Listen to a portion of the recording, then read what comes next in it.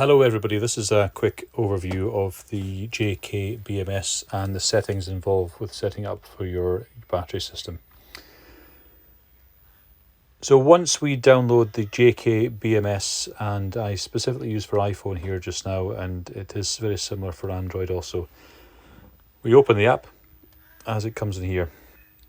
You'll see that once you switch the battery on, that various things appear down the left hand side in the device list, and that's accessed by the top three lines there. And the one we're looking for just now is the JK 2 amp 16 cell 20 amp BMS, so that's the third one down. By clicking that, it accesses the battery. Sometimes it may ask you to pair the device to the battery. If it does that, the passcode is 1234. Speaking of passcodes, you can probably see in the middle of the screen, modify password in time. That's what's causing an alarm on the battery just now. And on some of the JK BMSs, you will see that it flashes a red alarm on the actual display. To do this, you need to change the password to your own password. And the password to do this is 123456. Quite simple. So we'll get into that in a minute, but when you connect first to the BMS, you'll see 16 cells of all different voltages. Well, in this case, they're all the same just now as they're at their floating voltage. And if we go into settings, you'll see if we go across to verify password, and once again we put 123456, verify, and that opens the access to all the advanced settings. So what we're going to do here is select Life PO4, and that defaults everything for me just now. And just coming down from the top, cell count will be 16 for a 48 volt battery. Battery capacity is what your batteries are rated at. So in this case, we've got 280 amp hours. You might be using slightly different ones, smaller, larger. In that case, it could be a different number. So we always remember to press OK at each one. Balance trigger voltage. This is the balance voltage when it detects a delta or a difference in voltage between cells. In this case, it's set at 10 millivolts. So anything greater than 10 millivolts, it will open up the balancer and start balancing accordingly. Calibrating voltage. Now, if you were to measure across the main positive and negative terminals with a multimeter, you can calibrate this, or if you wanted to calibrate that to what your inverter sees on the battery, you can change these values. Predominantly, that's very similar to what it is, so it's rare you need to actually change that. Calibrating currents, we can also measure with a current clamp and calibrate that accordingly if you've got a really accurate current meter that can do that. Generally, that's non-touched as well. Anyway, so we come into this. Start balance voltage. This is our settings we use here. So we set start balance voltage at 3.45 volts per cell. So that means when one of the cells hits 3.45, it will open the balancer. It obviously does need a trigger voltage of 10 millivolts or above to do this also. Just remember and click OK every time you do that. Max balance current, the next one down, is 2 amps. We generally leave that just now, as 2 amps is a fairly good value to use across these things. Cell over voltage protection, I actually raised that to 3.65 volts, as sometimes if it's racing up quite quickly, it may trigger 3.6 quite quickly. 3.65 I found to work out slightly better. So we set 3.65 and hit OK. Voltage, the cell requested charge voltage. Now, if we do a quick set of sums here, we try and charge the battery pack at 55.2 volts across the pack. So if we do 55.2 divided by 16, that's 3.45 volts per cell. So what we can do is sometimes there's a bit of difference between your inverter and what the BMS sees. So I like to raise that slightly to 3.46. So if we set that on here, now I'm going to show you how this is going to give a fault here.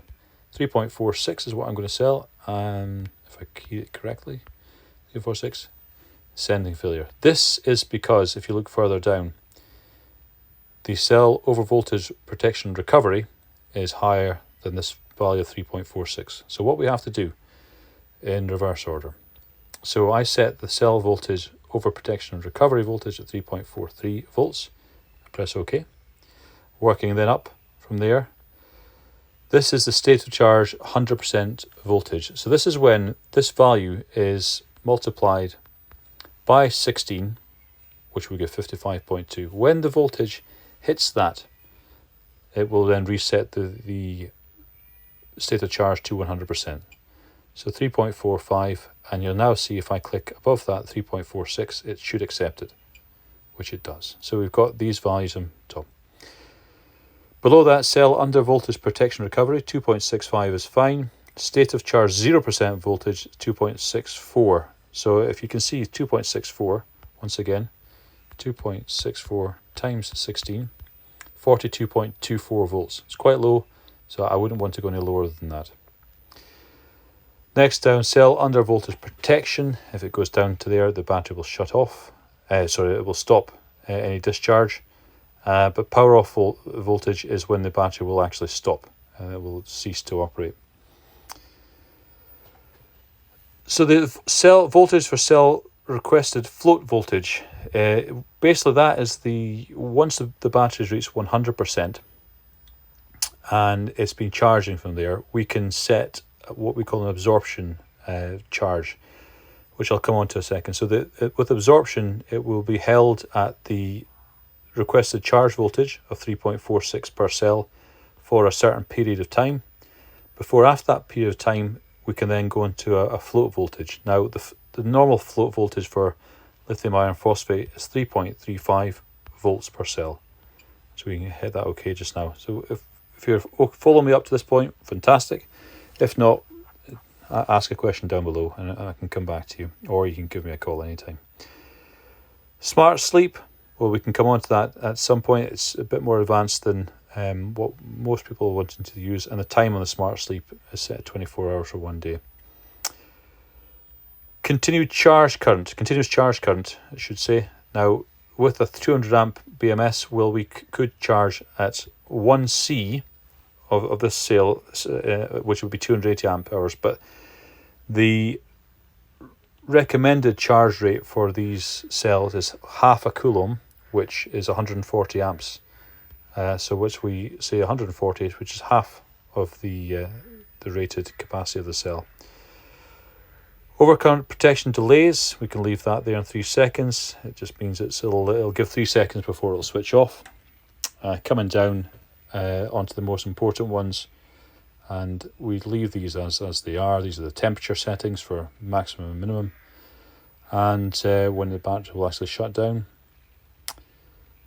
Coming down, here's the requested charge voltage time. So between 1 and 2 hours, we would like to leave the voltage at the highest charge voltage. So it'll hit the voltage, it will hold that voltage for this period of time, and I like to set this for 2 hours, which allows the cells to balance internally from there. Once 2 hours has been reached and there's been no discharge on the battery, it will then move on to the requested float voltage time, which I like to set for 6 hours. This means after the battery has been charged for 6 hours, there we go. Once it's been charged for the 2 hours and with no discharge, it will then move to the requested float voltage, which once again is the 3.35 multiplied by 16 to give the pack float voltage. So that comes down onto here. Now, just briefly on here, there are more features than this that we could go into, but just to keep the video shorter, we'll just leave it as is. The URT protocol. When it comes to updating firmware for the battery, we need to get a RS485 to USB cable and connect it to a laptop, which I can cover in a separate video. In order to do that, we need to connect to one of the RS485 ports on the front of the JK BMS, but we need to set JK BMS RS485 Modbus version 1 in order for it to communicate, which I've set here just now. And just a note, when we do this, we need to go to the dip switches on the front of the box and move dip switch to position number 1. Very important.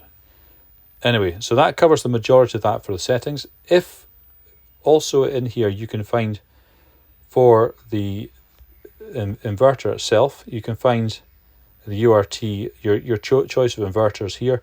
Predominantly, these are set to the actual inverter you actually own. You can see lots of different ones in these protocols from there. We can bring onto that, and the more inverters will be updated in time. Onto the control, very simply, when these are activated, it's going to charge, the battery is going to discharge, and also the battery is going to balance. So the top three predominantly are activated all the time. The this kit doesn't come with a display, so we can turn that off. There are also options for heating pads and everything down here. And the other one I've activated here is the charging float mode, which if it's switched off, then the battery will not go into a float mode. It will remain in an absorption high voltage state, which you can do that. And it's quite nice if, for example, throughout the summertime, your batteries have not reached 100% just due to regular solar charging. It comes onto winter time and you're switching to more an off-peak tariff usage. It's good to disable that, bring the cells up to voltage and let them balance accordingly just in time. And it can actually balance fairly well from there. That's about all I need to say just now for this. Yeah, any questions, drop them below. And if anyone is in the UK and has bought any of these batteries from me or these BMSs, they're more than happy to give myself at Links Power a call at any point. Thanks very much.